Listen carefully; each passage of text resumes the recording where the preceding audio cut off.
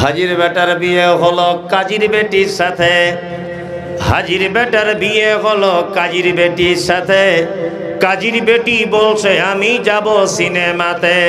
হাজির বেটা বলে ওগো বাপ যে আমার হাজি, ওগো বিবি তোমার কথায় কেমনে হব রাজি। কাজীর বেটি দুঃখ মনে কথা নাকি বলে, হাজির বেটা পড়লে ফেরে বোঝাই কোন ছলে। সিনেমা দেখা মেয়ে মানুষ ঘরে রাখা দায়, অবশেষে রাজি হতে হলো নিরুপায়। হাজির বেটা বলে শোনো শোনো গো সুন্দরী, আমার ছোট আমার জামা পড়ো তাড়াতাড়ি। দুই বন্ধুর মতো তারা গেল সিনেমাতে, রাস্তা তাদের জানা আছে সন্দেহ নাই তাতে। বিয়ের আগে কত গেছে হিসাব কে বা রাখে, হলের সামনে দাঁড়িয়ে গেল লাগলো আলোর ছটা। অনেক দিনের পুরাতন বন্ধুর সাথে হলো দেখা। বন্ধু বলে ওরে বন্ধু এটা কে তোর হয়? বন্ধু বলে ওটা আমার শালার পরিচয়। আদেশ করিল আল্লাহ পবিত্র কোরআনে, আর বিবাহ করিতে যত আদম সন্তানের। কোরআনে আদেশে আল্লাহ যদি না করিত, মানুষের বংশ সব ধ্বংস হয়ে যেত। কিন্তু গায়ে বর্তমানে হতেছে এমন, বেটির বিয়েতে বেটার বাপ নিচ্ছে কত পণ। কেহ সোনা দানা নিচ্ছে, কেহ টাকা করি, কেহ জমি জায়গা নিচ্ছে, কেহ নিচ্ছে বাড়ি। আবার কত বাপজি বলে নিব না গোপন, আর বেটা বেটি সাজিয়ে দিকি বিয়াই আপন। টাকার বেলা সাধু সাজে জমির বেলায় চোর, টাকার বেলায় সাধু সাজে জমির বেলায় চোর। বর্তমানে বেটার বাপ এমনি হারামখোর, চোর লোকে চুরি করে অন্ধকারে হলে, বেটার বাপ করে চুরি দিনের উজ্জ্বলে। হায়রে বেটার বাপ তুমি এমনি লোভী হলে, টাকারও বদলে বেটা বিক্রি করিলে। পাকুরের ঘাটে শুনি বিক্রি হয় পাঁঠা, পাকুরের ঘাটে শুনি বিক্রি হয় পাঁঠা। পাঁঠার মতো বিক্রি করো তোমরা নিজের বেটা। হায়রে বেটার বাপ তুমি এমনি লোভী হলে, পাঁঠারও মতো বেটা বিক্রি করিলে। তোর জন্য কত নারী বিষ পান করে, কত নারী গলায় দড়ি দিয়ে ঝুলে পড়ে। এর জন্য কে বাদাই জানো বেটার বাপ, এর জন্য কে বাদাই জানো বেটার বাপ। শত শত বেটির বাপরা দিচ্ছে অভিশাপ। আর অর্ধেক রাস্তাতে ফেলে দিয়ে পালিয়ে আসছে।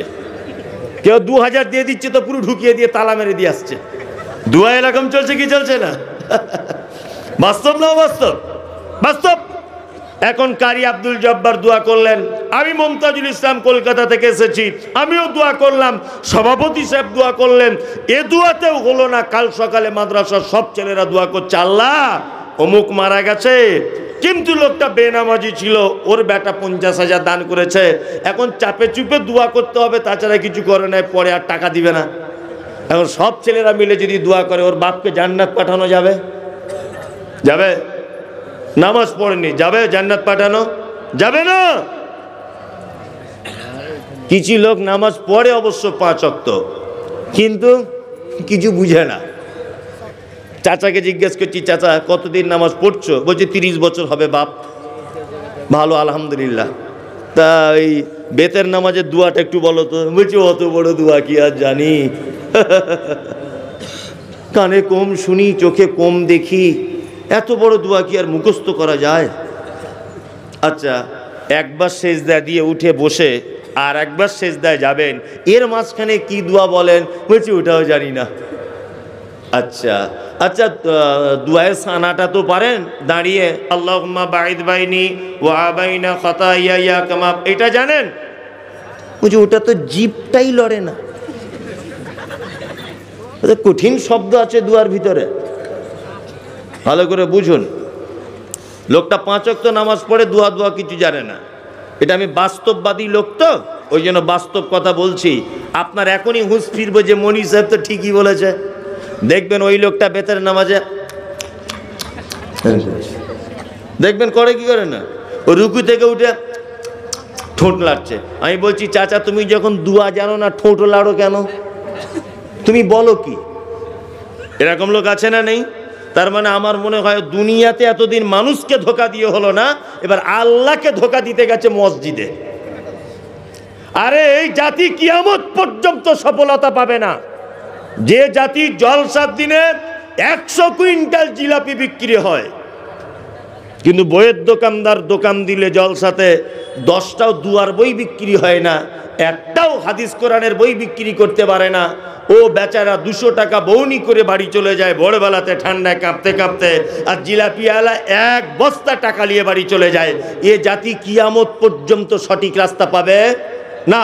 তোমার পক্ষে কোন জিলাপির স্বাদ ভালো এটা বোঝা সহজ, তোমার পক্ষে দেশি বাদাম কোনটা আর হাইব্রিড বাদাম কোনটা এটা বোঝা সহজ। তোমার পক্ষে কখনো সঠিক ইসলাম পাওয়া সহজ নয়। তুমি যে নামাজ পড়ো, দোয়া কি বলো,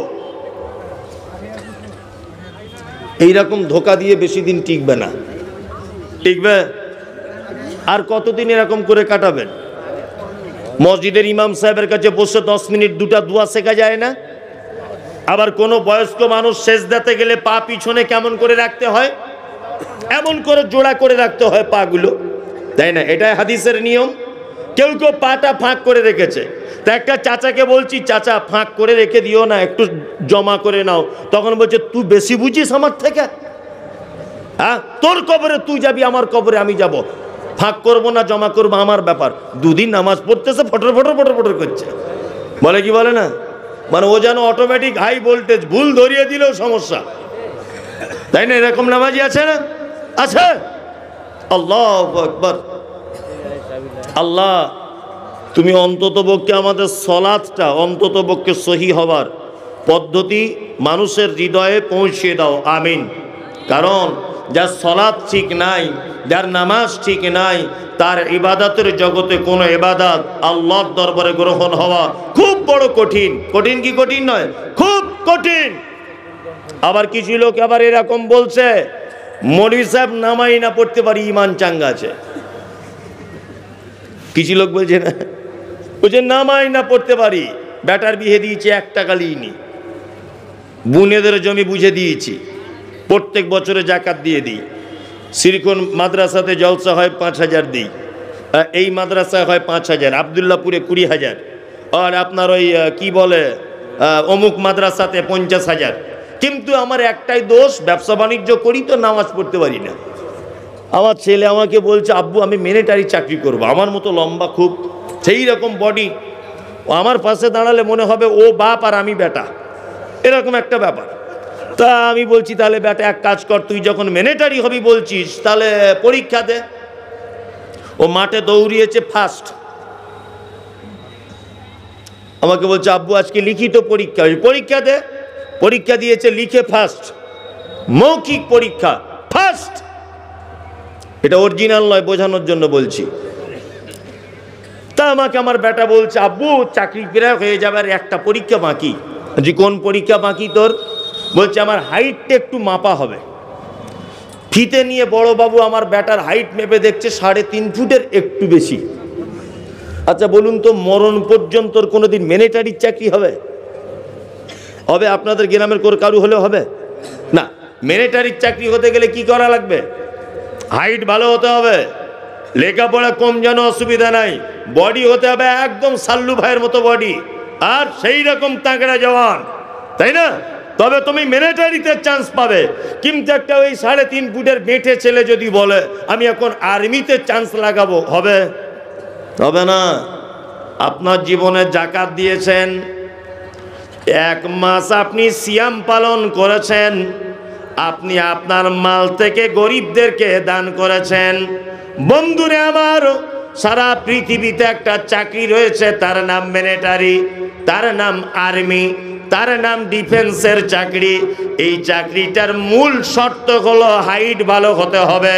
যদি কেউ পেটে হয় এই চাকরি কোশ্চিনকালেও পাবে না। ঠিক তেমন আপনার জীবনে যত ভালো কাজ, সমস্ত ভালো কাজ যদি এক জায়গায় জমা করা হয়, আর আপনার আমলনামাতে যদি সলাত বা নামাজের আমলনামা যদি দেখা হয় আপনার 1 ওয়াক্তর নামাজে নাই, তাহলে আপনার জান্নাতে যাওয়া বড় কঠিন হয়ে যাবে।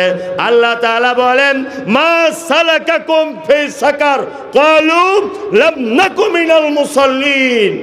একজন সাকার নামক জাহান্নামীকে জিজ্ঞেস করা হবে, এই তুমি কেন এখানে এসেছো, বলো তুমি কেন এখানে এসেছো? ও তখন বলবে যে ক্বালু লাম নাকু মিনাল মুসাল্লিন, আল্লাহ সব ভালো কাজ ছিল, শুধু নামাজ পড়িনি। তার মানে বেনামাজি থাকার জায়গা কোথায়? হ্যাঁ, খুব কঠিন জায়গা। আপনার কাছে অনুরোধ, বিনীত অনুরোধ, ভাই আপনি আমার দিনী ভাই, অন্ততপক্ষে আজান হলে মসজিদে আসুন। কি বললাম বুঝলেন? আপনি দেখছেন না আপনার নিজের দেশ ভারত, বাবরি মসজিদ ভেঙে রাম মন্দির করা হলো। ফিলিস্তিনে দেখতে পাচ্ছেন মসজিদে আকসাটা ভাঙার চক্রান্ত চলছে। আপনি দেখেছেন ত্রিপুরার মাটিতে 2022 সালে মসজিদে আগুন লাগিয়ে পুড়িয়ে ছারখার করে দেওয়া হয়েছে। আপনি জানেন ভারতবর্ষের অনেক রাজ্যতে এখনো পর্যন্ত মসজিদে ওপেন আজান দেওয়া নিষিদ্ধ করা আছে।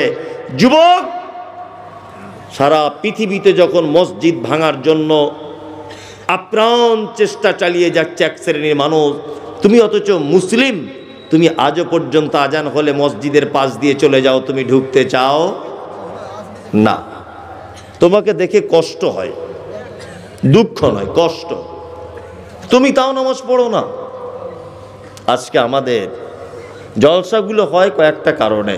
কেউ বলছে মাদ্রাসার উন্নতি কল্পে, কেউ বলছে মসজিদের উন্নতি কল্পে, কেউ বলছে কবরস্থানের উন্নতি কল্পে, ঈদগার উন্নতি কল্পে।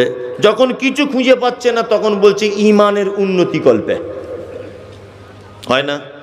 জলসা হচ্ছে মসজিদের উন্নতি কল্পে, মানে মসজিদের উন্নতি কল্পে মানে মার্বেল পাথর লাগাতে হবে। মসজিদের উন্নতি কল্পে মানে না মসজিদতে একতলা আছে ওটা দুতলা করতে হবে। মসজিদের উন্নতি কল্পে মানে হাত কলটা আছে ওটা ভালো হচ্ছে না, কষ্ট হয়, মোটর বসিয়ে সাবমার্শাল বসিয়ে ঘুরিয়ে পানি বার করতে হবে, এই কারণে জলসা, তাই না? জি। আচ্ছা, মসজিদের মূল সৌন্দর্য কি? বিয়ে বাড়িতে প্যান্ডেল করা রেডি, গান বাজনা রেডি, রান্না বান্না রেডি, বিয়ে বাড়িতে কুটুম আসা রেডি, বর আসছে না, আর বর বলে দিয়েছে আমি যাবও না। ভালো করে বুঝবেন, বর বলে দিয়েছে আমি যাবও না। আচ্ছা বলুন, ওই বিয়ে বাড়িটা 1 লাখ 2 লাখ 3 লাখ টাকা খরচা, ওই বিয়ে বাড়িটা আর বিয়ে বাড়ি বলে মানাবে? হ্যাঁ, মানাবে না। মার্বেল পাথরে নামাজ পড়লে নেকি বেশি হয় আর এমনি মেঝেতে পড়লে নেকি কম হয়, এরকম কোনো পদ্ধতি আছে? না। আমরা মানুষ কত বড় বোকা, মার্বেল পাথরের জন্য 1 লাখ টাকা দান করে দিচ্ছি, মনে করছি জান্নাত চলে যাব, সহজে জান্নাত যাবার রাস্তা। কিন্তু ওই মসজিদের মুয়াজ্জিম তোমাকে দিনে 5 বার বলছে হাইয়া আলাস সালাহ, এসো মসজিদে এসো। আরে তোমাকে শুধু মসজিদে ডাকলে তুমি আসবে না, সার্থক পর। ওই জন্য আল্লাহর নবী তার পরের বাক্যে আবার বলে দিয়েছেন হাইয়া আলাল ফালাহ, তুমি শুধু নামাজে আসবে না, তুমি নিজের কল্যাণের জন্য তুমি এসো। আল্লাহু আকবার। আজকে এই যে 1টা বাজে, এখন ফজরের নামাজ কেউ পড়বে? কেউ নামাজ পড়বে না ফজরের, কেউ পড়বে না। ইমাম সাহেবেরই মনে হয় ঘুম ভাঙবে না। স্বাভাবিক ঘুম কেন ভাঙবে? 2টোর সময় সে যদি শোয়, 3টের সময় শোয়, তার ঘুম ভাঙবে? ভাঙবে না। আল্লাহ তুমি আমাদের সকলকে সালাত আদায়কারীদের দলভুক্ত করে নাও, আমিন আমিন। অন্তত নামাজটা পড়বে ইনশাআল্লাহ, ইনশাআল্লাহ পড়ুন, নামাজ পড়ুন। আল্লাহ সুবহানাহু ওয়া তাআলা বলছেন আল্লাযীনা হুম আন সালাতিহিম সাহুন, যারা সালাত আদায় করে কিন্তু সালাত আদায় করার সাথে সাথে তার এনার্জি লস। কিছু মানুষ আছে না, মসজিদে যায়, নামাজ পড়ে ঠিকই করে, মানে এত দ্রুত গতিতে নামাজ পড়ছে যেন ওর মানে এরোপ্লেনের টিকিট কাটা আছে, দুবাইয়ে যাবে চাকরি করে, মানে এত গতিতে চালাচ্ছে আর কি, তাই না? আল্লাহু আকবার। না, একটু ধীর স্থিরতা অবলম্বন করুন। অসজুদ অক্তারিব, আপনি যখন সেজদায় চলে যাবেন আল্লাহ আপনার কাছে চলে আসবে। তা আল্লাহ যখন আপনার কাছে চলে আসছে, আপনি কি করে সেজদা থেকে এত তাড়াতাড়ি উঠতে পারলেন? হ্যাঁ, কি করে পারলেন? কি করে আপনি এত তাড়াতাড়ি আল্লাহর কাছ থেকে নিজেকে সরিয়ে আনবেন? আচ্ছা ধরে নেন আপনাদের এই জলসার সামনে এখানে আল্লাহ চলে এলো, বোঝার জন্য বলছি। তা আল্লাহ যার হাতে আছে জান্নাত, যার হাতে আছে জাহান্নাম, যার হাতে আছে রুজি, যার হাতে আছে হায়াত মওত, যার হাতে আছে আপনার সুস্থতা অসুস্থতা, যার হাতে আছে আপনার ধনী গরিব, সব কিছু যার হাতে, সেই আল্লাহ এখন জলসার স্টেজে এখানে চলে এসেছে। ধরে নেন। আচ্ছা বলুন তো, আল্লাহর কাছে কেউ ছেড়ে যেতে আর মন চাইবে? চাইবে? চাইবে না। আল্লাহ তাআলা বলছেন কোরআনে, অসজুদ ওয়াক্তারিব, বান্দা যখন সেজদা দেয় আমি তখন একেবারে নিকটে চলে আসি। তা তুমি সেজদা থেকে এত তাড়াতাড়ি কেন উঠে পড়ো? তোমার তো এটা ভাবা উচিত যে আমার কাছে এখন আল্লাহ চলে এসেছে, আমি আল্লাহর নিকটবর্তী হয়ে গেছি, আমি এখন আর উঠতে চাইবো না। আল্লাহু আকবার, সুবহান রাব্বিয়াল আলা, এটা 3 বার মিনিমাম বলা লাগবে। বেশি 10 বার বলুন, 20 বার বলুন, 1000 বার বলুন আপনি সুযোগ পেলে। এত কেন তাড়াতাড়ি? আমরা নামাজ পড়ি কিন্তু আমাদের নামাজে এনার্জি নাই। ওই আপনার ওমরপুরে একটা মসজিদে আসরের নামাজ পড়াচ্ছি, অবস্থা দেখুন, শুধু আসরের নামাজ পড়াচ্ছি, আমি ইমামতি করছি। আর গত বছরে, এবছরে নয়, আল্লাহু আকবার, তো একটা লোকের মোবাইল বাজছে, ক্রিক ক্রিক ক্রিক করে বাজছে। তো মোবাইলটা একবার কেটে দিয়েছে, মনে হয় দিয়ে ভরে দিয়েছে। বাজারের মসজিদ, ও বাঙালি নয়, বিহারি মনে হয়, আপনাদের ঝাড়খণ্ডের এলাকার হবে, ব্যবসা করে, বাজারের মসজিদে নামাজ পড়ছে। তো আর একবার যখন মোবাইলটা বেজেছে, ও তখন মোবাইলটা ধরে বলছে, বাদ মে ফোল কিজি, আবি হাম নামাজ মে খড়ে হ্যাঁ। আল্লাহর কসম করে বলছি, ও নামাজ পড়তে পড়তে বলছে, ও যে একটু পরে ফোন করুন, আমি এখন নামাজে দাঁড়িয়ে আছি। তো মনে মনে বলছি, ও যদি নামাজের ভিতরে এটা করে, বাহিরে কি করবে? আশ্চর্য। আবার কিছু লোক নামাজ পড়ছে, টুপি দিতে ভুলে গেছে। তার নামাজের সঙ্গে তো টুপির কোনো সম্পর্ক নেই। টুপির সুন্নত নয়, নফলও নয়, কিচ্ছু নয়, এমনি ভালো লাগে তাই পড়ে লোক। ভালো করে বুঝবেন, কিছুই নয় এটা। কেউ টুপি দিতে ভুলে গেছে, তা বাবা জানিস না, তা টুপিটা পকেট থেকে বার করে যদি লাগিয়ে কোনো রকম নিত, তবু একটা পারা যেত যে না টুপি নেই বলে পকেট থেকে বার করে। ও আবার পকেট থেকে টুপি বার করে এইরকম করে ফুঁক দিয়ে ফুলিয়ে তারপরে লাগাচ্ছে, ওর নামাজ বাতিল। এই কথা বাস্তব না অবাস্তব? নামাজ কি বাতিল হয়ে যাবে, কারণ নামাজের ভিতরে কোনো কাজ কি বৈধ নয়। ও যে টুপিটা বার করলো, তারপরে লাগালো, এটা কি নামাজ বাতিল হয়ে যাবে। চলুন, আল্লাহ সুবহানাহু ওয়া তাআলা তারপরে বলছেন কি, আল্লাযীনা হুম আন সালাতিহিম সাহুন আল্লাযীনা হুম ইউরাউন, ওই নামাজীদের জন্য জাহান্নাম যারা লোক দেখানোর জন্য নামাজ পড়ে। আমি তো মনে করি যারা শুধু জুম্মার দিনে নামাজ পড়ে, এরা মনে হয় এই দলই পড়ে যাচ্ছে। কি বললাম বুঝলেন না? সারা সপ্তাহ খোঁজ নাই, আর জুম্মার দিনে সাদা পাঞ্জাবি টুপি আর সেন্ট মেরে মসজিদে এসে বসে আছে। ও ভেবেছে মনে হয় আজকে এলে সব গুনাহ ক্ষমা হয়ে যাবে। ওরও হয়তো মনে মনে ধারণা আছে এটা, তাই না? আল্লাহ তাআলা তারপরে বলছেন, ওয়ায়ামনাউনাল মাউন, দুর্ভোগ ক্ষতিগ্রস্ত ওই লোক কে যে তার প্রতিবেশীকে সামান্য উপকার করা থেকে নিজেকে আটকে রাখে। ওয়ায়ামনাউনাল মাউন, তার মানে প্রতিবেশীকে সামান্য উপকার করা থেকে যে নিজেকে আটকিয়ে রাখে, এর জন্য রয়েছে ক্ষতি। আল্লাহ নবী সাল্লাল্লাহু আলাইহি ওয়াসাল্লাম তিনি বলেছেন, কোন মুসলিম আর একটা মুসলিমের দেওয়ালে কুঞ্চি বা কাঠ এই জাতীয় কোনো জিনিস এই রকম টেক দিয়ে রাখতে যেন নিষেধ না করে। আমি গরিব মানুষ, আমার বাড়িতে কল নেই, তা আমার বউ দুদিন আপনার বাড়ির কলে পানি আনতে গেছে। তা আপনার বউ তখন বলছে, বুবু 2-3 দিন ধরে তুমি আসছো, আমাদের কল খারাপ হয়ে যেতে পারে, তুমি আর আসিও না। ওদের বাড়ির 15 জন কল ধরে এইরকম করছে 24 ঘন্টা, তখন কল খারাপ হয় না, আর আমার বউ 2 দিন গেছে কল খারাপ হয়ে যাবে? মানে বদমাইশির জায়গা পাও না তুমি। কুরবানির আমি একটা গরু কিনেছি, গরিব মানুষ, কোনো রকম কুরবানি দিব বলে আমার বাঁধার খামার নেই। তা আপনার খামারে 10-12 দিন গরুটা বাঁধছি। তা আপনার বউ রাতের বেলাতে বলছে, শোনো মমতাজুল 10-12 দিন গরু বাঁধছে, মনে হয় জায়গাটা দখল করে নিতে পারে, একটু ঘিরে দিলে ভালো হয় না? আরও ভেড়া কিছু বুঝে না, বইয়ের কথা শুনে সকালবেলাতে কুঞ্চি দিয়ে কাঠ দিয়ে বস্তা দিয়ে জায়গাটা ঘিরে রেডি করে রেখেছে যাতে আমি আর গরুটা বাঁধতে না পারি। এরকম লোক অবশ্য ঝাড়খণ্ডে নেই, আমাদের ওদিকে আছে। আপনাদের দিকে আছে না? আমি বলবো না, বললে মারবে হয়তো, বলবো না। আমাদের ওদিকে বলছি এরকম লোক আছে। আল্লাহু আকবার! কত যে মানুষ! আমাকে আজকেই কথা হচ্ছিল মসজিদে, বলছে আমি হজ করে এসেছি, আলহামদুলিল্লাহ হজ করে এসেছে। আরে হজ করে হাজি সাহেব হওয়া খুব সহজ ব্যাপার, টাকা ছিল হজ করে আসুন, ওটা কোনো ব্যাপারই নয়। হজ করে সাদা পাঞ্জাবি পরার আগে এই জায়গাটা আগে সাদা করুন, বুঝলেন? এই জায়গাটায় কালো হয়ে আছে, লোককে কি করে মানে বিপদে ফেলা যায় সেই চিন্তা ভাবনা এই জায়গাটায় ঘুরছে। আর পা পর্যন্ত জুব্বা পরে সাদা পাঞ্জাবি টুপি পরে 10 পয়সাও দাম নাই। আগে এই জায়গাটা পরিষ্কার করুন সাদা কাগজের মতো। কি বললাম বুঝলেন?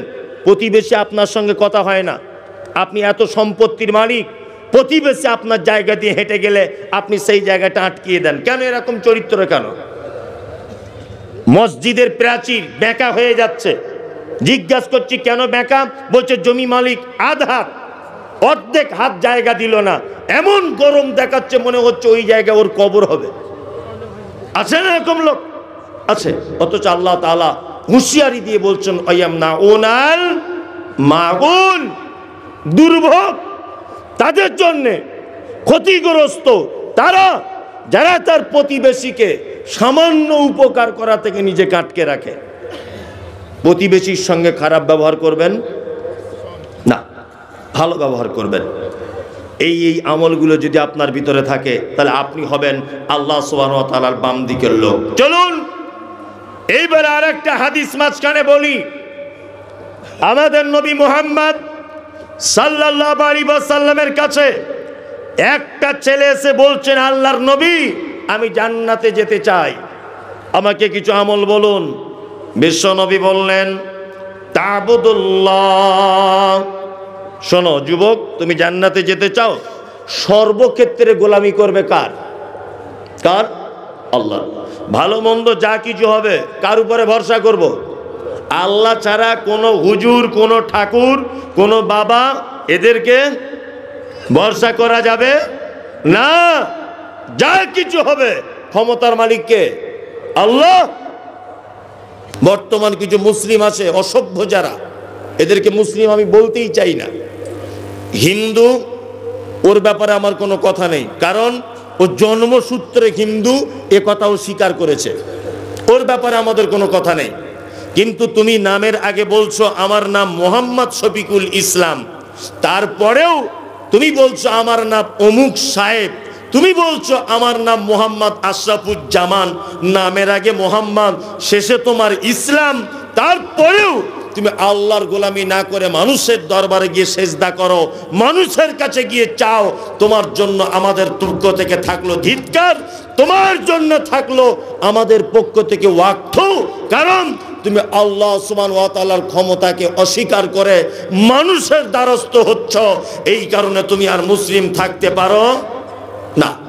অনেক মানুষ আছেন এরকম, আপনাদের ঝাড়খণ্ডেও আছে প্রচুর, লাল কাপড় টাঙিয়ে বসে আছে আর চিটার কোথাকারে। আমার হাতে যদি ক্ষমতা থাকতো কাঁচা কুঞ্চিলি ওদের পাছার চামড়া তুলে দিতাম।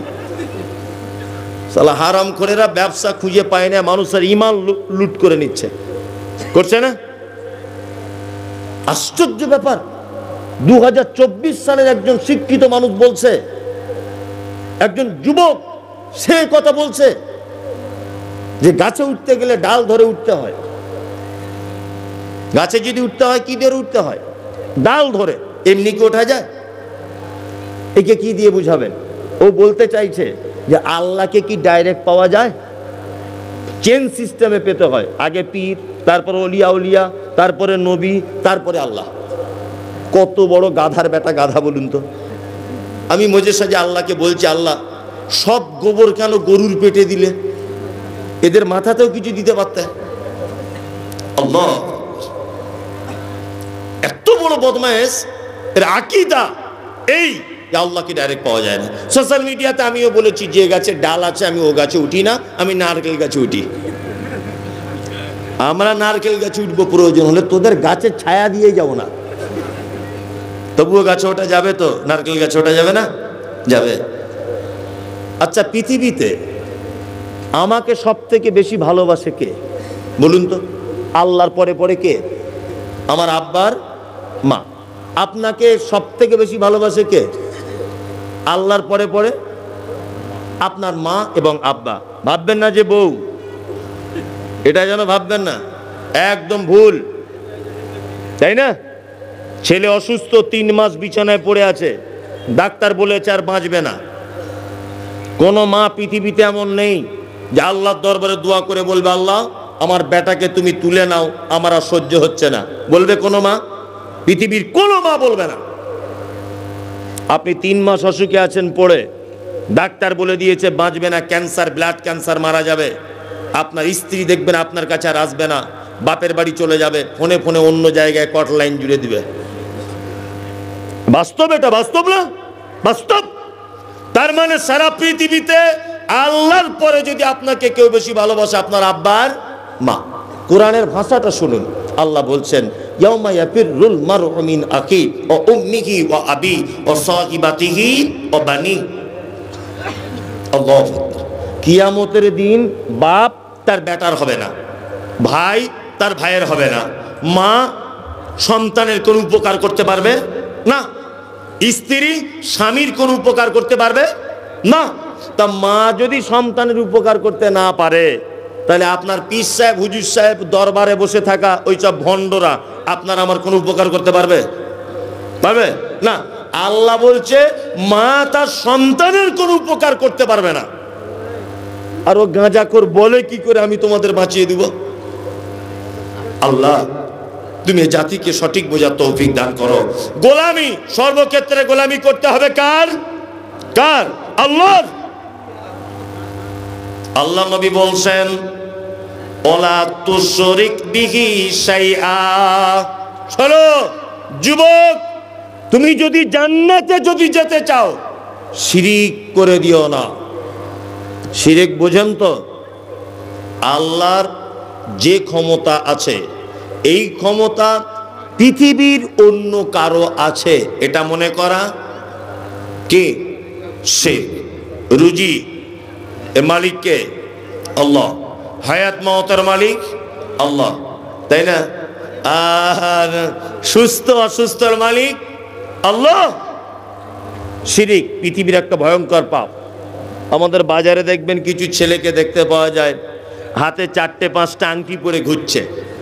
আরে এতগুলো আংটি, আর প্রত্যেক আংটিতে বড় বড় পাথর আছে না? কিছু লোক আছে, এ বাবা এতগুলো পাথর কেন পড়ছিস? বলছে এই পাথরটা বউ কথা শোনে না, ওই জন্য। আর এটা ঘন ঘন পেচ্ছাপ হয়, এই জন্য। আর এইটা ঘুমের ঘোরে চমকে উঠি তাই। আর এটা কি ব্যাপার? না এটা হচ্ছে যে আমার বউ যেন ছেড়ে না চলে যায়, আমাকে ছাড়ে। 4 রকমের পাথর পরে বসে আছে। আই মমতাজুল ইসলাম আপনাকে বলছি, কলকাতায় যদি কেউ যান, কলকাতার একটা বড় মসজিদ, তার নাম না খোদা মসজিদ, হাওড়া ব্রিজ পার করেই মসজিদটা। ওই কলকাতার মার্কেটে মসজিদের গেটের সামনে ওই রকম পাথর 20-30 টাকা কেজিতে বিক্রি হয়, কেজিতে। আর পিস ধরে নিলে 50 পয়সা পিস। 50 পয়সা পিস পাথর কিনে এনে একটা একটা পাথর বিক্রি করছে 10,000, 5,000, 20,000 টাকা পর্যন্ত করছে না? বলছে এই পাথরটা দিয়ে রাখলে সুন্দরী তোমার বউ হবে, বলছে না? তা সুন্দরী বউ যদি এই পাথরটায় ভালো হয়, তা তোর বউটা কেন দাঁত বড় করে বসে আছে? হারামখোর, তোর বউটা তো রাতের অন্ধকারে দেখা যায় না। করছে কি করছে না? করছে। সব চিটার। কাজী নজরুল ইসলামের নাম শুনেছেন? হ্যাঁ, কাজী নজরুল বলেছেন, ওরে পীর ফকিরের কথা যদি সত্য হতো, তারা কেন ফুটপাতে ভিক মেঙে খেত? পীর ফকিরের কথা যদি সব সত্য হবে, তারা কেন ফুটপাতে বসে আছে? তাই না? হাত দেখে বলে দিতে পারছে। চিটিং বাজরা আছে না, হাত দেখছে, বলছে ও সাংঘাতিক ব্যাপার। বলছে কি হয়েছে বাপ? বলছে তুমি যার সঙ্গে লাইন মারছো তোমার বাড়ি চলে আসা সম্ভব না আছে। বলছি তাই? বলছে হ্যাঁ। বলছে কত লাগবে? বলছে 350। বলছে 350 দিলে কি হবে? বলছে জানলা ভেঙে চলে আসবে তোমার বাড়ি। না 350 টাকা ঝেড়ে নিয়েছে। আর এর চ্যাংড়া ছেলে এই বুঝছে যদি ওকে পেয়ে যায় তো স্বর্গ পেয়ে গেলাম। ও তো এরকম টেনশনে আছে, ও তো মানে 440 ভোল্টেজে ঘুরছে আর কি ওকে পাওয়ার জন্যে। এখন এক সপ্তাহ পরে, আগে তবু ফোন টোনে কথা হচ্ছিল, এখন টোটালি সুইচ অফ। ও আবার ঘুরে এসে বলছে বাবা কি ব্যাপার, সে সুইচ অফ হয়ে গেছে। তো বলছি দাঁড়াও আরেকবার দেখি। দেখার পরে বলছে ও আসলে আমি 350 তাবিজ দিয়ে ওকে বার করার চেষ্টা করছি, আর ওর মা কোথায় 3500 তাবিজ এনেছে আটকে রাখার জন্য। নিহালা দুটো তাবিজে মারামারি লেগে আছে, যার তাবিজের দাম বেশি তার কাজ বেশি। তাহলে বলছে তাহলে কি করা যাবে? বলছে তুমি 4000 তাবিজ নাও, এখনই মাল চলে আসবে। সব চিটার। ও হাত দেখে বলে দিতে পারছে তোমার সঙ্গে কার বিয়ে হবে, তোমার ভালোবাসার মানুষ কেমন হবে। প্রত্যেকদিন সরকারিভাবে লটারি হয় না? আপনার এখানে লটারি কাটে তো মানুষ, 1 কোটি টাকা ফার্স্ট প্রাইজ। ওরে চিটার, তুমি যদি হাত দেখে বলে দিতে পারো পরের বউ কার সঙ্গে কি করে, পরের বেটি তোমার হয়ে যাবে, ওই অমুক কাজ তোমার জন্য, অমুক কাজ হয়ে যাবে, তোমার সামনে বিপদ আসছে, গাড়ি কিনেছো অ্যাক্সিডেন্ট হওয়ার সম্ভাবনা আছে, তুমি সব যদি বলে দিতে পারো, তুমি কেন ফুটপাতে 10 টাকার জন্য মানুষের দরবারে হাত পাচ্ছ? তুমি আজকের ফার্স্ট প্রাইজ 1 কোটি টাকা, এইটা তুমি বলো কোন নাম্বারে টিকিটে মাল বাঁধবে? ও পারবে না। সে অষ্টধাতু আংটু, সে লাল সুতো, কালো সুতো, সব সে লাল সুতো বেঁধে ঘুরছে। আরে সুতো কোথায় পেলি? বলছে আজমির শরীফ থেকে নিয়ে এসেছি। আজমির শরীফে কি ঝুট মিল আছে? হ্যাঁ, পাকুড়ের ঝুট মিলে তৈরি হচ্ছে সুতো, ওকে কুকুরে পেচ্ছাপ করে ওই সুতোতে, আর ওই সুতো চলে যাচ্ছে আজমিরে বরকতের বলে মানুষ কিনে আনছে। আল্লাহু আকবার। হযরত ওমরকে চেনেন? ওমর, হযরত ওমরের নাম শুনেছেন? বিখ্যাত মানুষ হযরত ওমর। পৃথিবী থেকে একটা পাথর এসেছে জান্নাত থেকে, তার নাম হাজরে আসওয়াদ। মুহাম্মদ সাল্লাল্লাহু আলাইহি ওয়াসাল্লাম তিনি বলেছেন হাজরে আসওয়াদ যখন পৃথিবীতে আসে দুধের থেকেও সাদা ছিল। এত সাদা, যে এত সাদা ছিল, দুধের থেকেও বেশি সাদা। দেখুন একটা কথা বলি, এখানে লিখে দিয়েছে চাঁদা করবেন। আমি সাব ব্যাংক যাই বলছি, লোকগুলো কিন্তু একটাও হটেনি। চাঁদার কথা বলবো, এই লোকগুলো পালাতে টোটাল আমার টাইম দিলাম 10 মিনিট, সব লোক পালাবে। মানুষ অত বোকা আছে যে প্রধান বক্তা হয়ে বক্তব্য দিচ্ছে, ও যদি আধ ঘন্টা পরে চাঁদা তোলে মানুষ আর বসবে? চাঁদা তোলা মানে আর বক্তব্য কিছু রাখবে না, তাই তো? তবু আপনাকে আমি এই কথাটা বলে বক্তব্য শেষ করে দিচ্ছি। এক, হযরত ওমর ফারুক রাদিয়াল্লাহু তাআলা আনহু হাজরে আসওয়াদের দিকে আঙুল তুলে দিয়ে বলছেন, হাজরে আসওয়াদ, আমি তোমাকে কখনো চুম্বন করতাম না, তুমি মানুষের কোনো উপকার করতে পারো না, তুমি কোনো ক্ষতিও করতে পারো না, তবে আমি তোমাকে চুম্বন করব এই কারণে আমাদের নবী মুহাম্মদ সাল্লাল্লাহু আলাইহি ওয়াসাল্লাম চুম্বন করেছিলেন। তাই হাজরে আসওয়াদের মতো জান্নাতের পাথর পৃথিবীর কোনো মানুষের ভালো মন্দ কিছু পরিবর্তন করে দিতে পারে না। আর ফুটপাতের অষ্টধাতু আংটি তোমার জীবনের কোনো কিছু পরিবর্তন করে দিতে পারে না। তার মানে এটা শিরক। আল্লাহ নবী সাল্লাল্লাহু আলাইহি ওয়াসাল্লাম ছেলেটিকে বলছেন, ওয়াতুকিমুস সালাতিল মাকতুবাতা, শোনো ফরজ নামাজ ছেড়ে দিও না। অতুতি যাকাতিল মাফরুজাতা, যাকাতের নিসাবে চলে এলে তুমি যাকাত দিয়ে দাও। ওয়াতাহুজ্জাল বাইত, আর মক্কা থেকে যাওয়া আসার মতো টাকা যদি তোমার কাছে থাকে তুমি একবার হজ করে নাও। ছেলেটি তখন বলছেন, আল্লাহ রাসূল, আমি এর বেশিও করব না কমও করব না, আমার উপায়। বিশ্ব নবী বলছেন, তুমি যদি 5টা জিনিসের উপরে অটুট যদি থাকতে পারো তাহলে অবশ্যই তুমি জান্নাত চলে যাবে। 5টা কাজ বললাম, এই কাজগুলো করার চেষ্টা করবেন। 1, ইবাদত করবেন সর্বক্ষেত্রে আল্লাহর, শিরিক করবেন না, 5 ওয়াক্ত সালাত আদায় করবেন, মালের যাকাত দিয়ে দিবেন, আর হজ করার ক্ষমতা চলে এলে একবার হজ করে নেবেন। আগের কোরআনের আয়াতটা বলেছে ওগুলো করলে আল্লাহর বাম দিকে অর্থাৎ জাহান্নাম যেতে হবে। আর এইগুলো যদি আপনি মেনে চলেন আপনার থাকার জায়গা জান্নাত। মাদ্রাসার জলসা না মসজিদের? মাদ্রাসার জলসা? ও মাদ্রাসার জলসা, ও বানাত নির্মাণ করা। বানাত মাদ্রাসা চালানো খুব কঠিন। হোক মানে বানাত মাদ্রাসা করার পোলট্রির মুরগির ফার্ম করা সমান।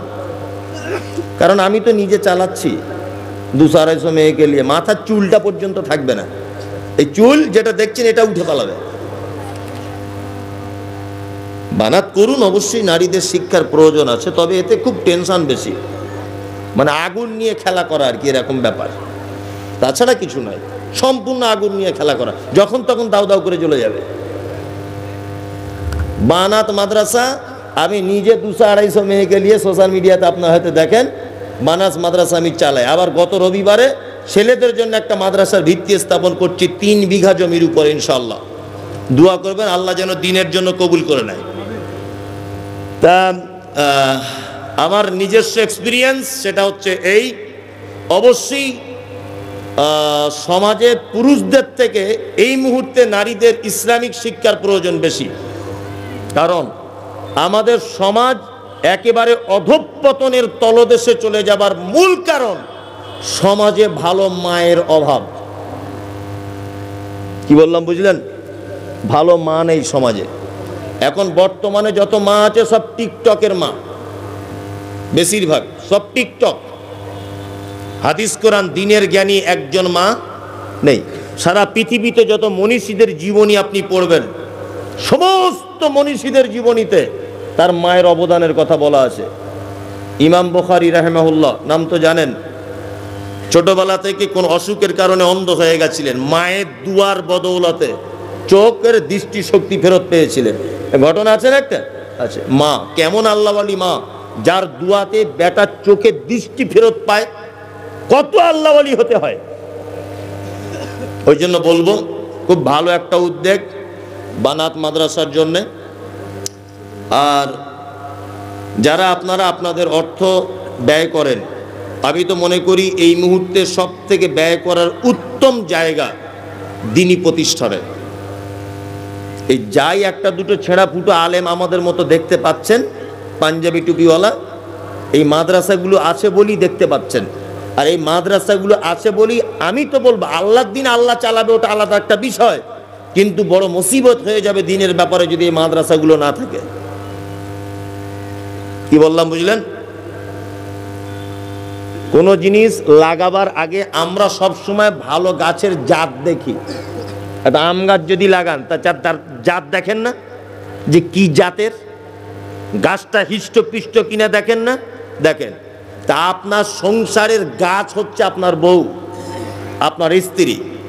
এ যদি নড়বড়ে হয়ে যায় তাহলে আপনার টোটাল পরিবার নড়বড় হয়ে যাবে। এর ভিতরে যদি দ্বীনের জ্ঞান থাকে তাহলে কিন্তু কি হবে? সংসার সুখময় হবে। মুহাম্মদ সাল্লাল্লাহু আলাইহি ওয়াসাল্লাম তে ব্যাপারে বলেছেন, 4টে গুণ দেখে একটা মেয়েকে বিয়ে করো। 1, সুন্দরী কিনা দেখো।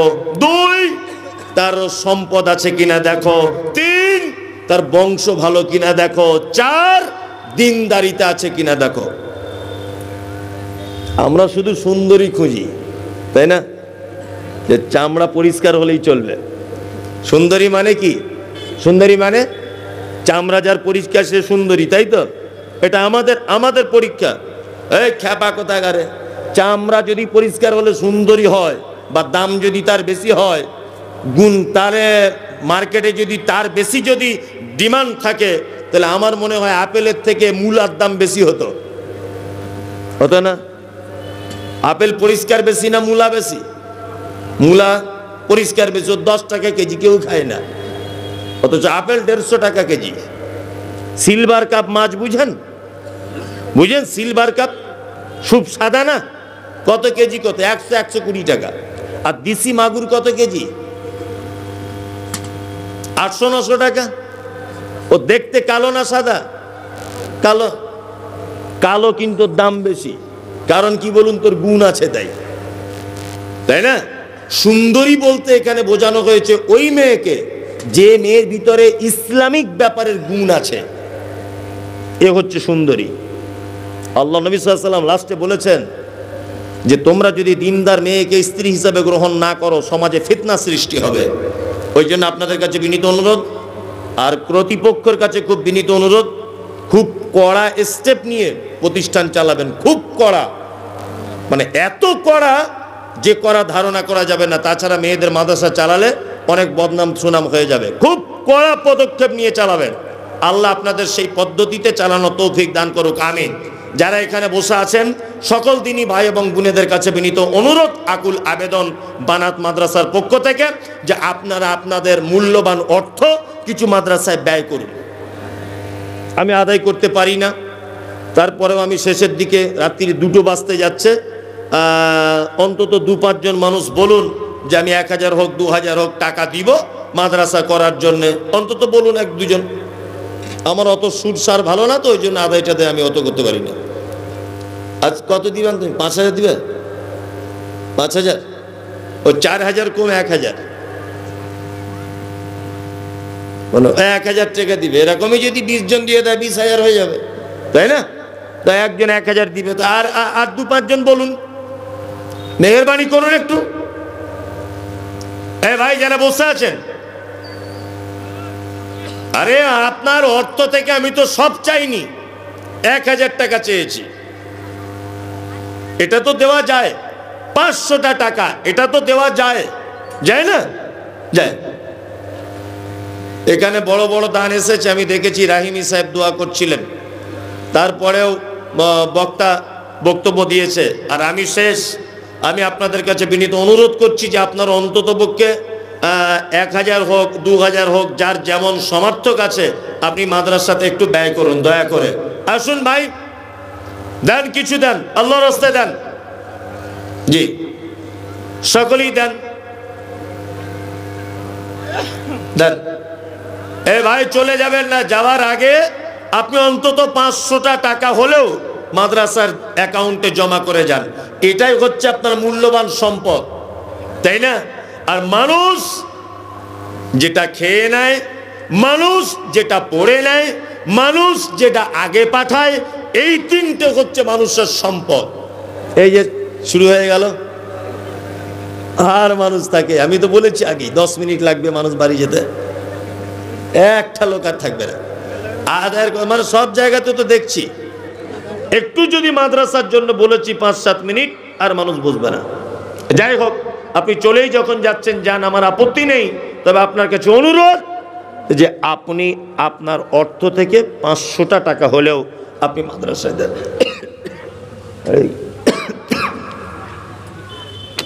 বিসমিল্লাহ।